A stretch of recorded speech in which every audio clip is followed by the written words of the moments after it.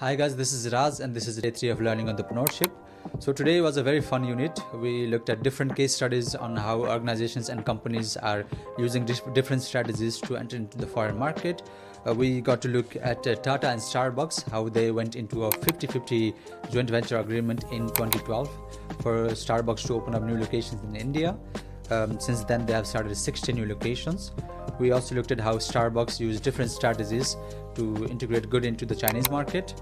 And after that, we moved on to IKEA. So if you have ever seen a manual from IKEA, they never have any text in them. This is to make sure that they can use the same instructions manual for all the products into different markets and different countries. And also, if you have ever seen a packaging from IKEA, they're always as flat as possible. This is to make sure that they don't create any empty spaces in their container while they are shipping their goods. Because when you are shipping the goods and you create any empty space, you have to pay for the empty space as well.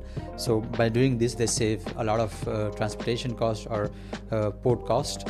So these are all the things that I learned today. Thank you so much guys for tuning in, and I will see you guys tomorrow.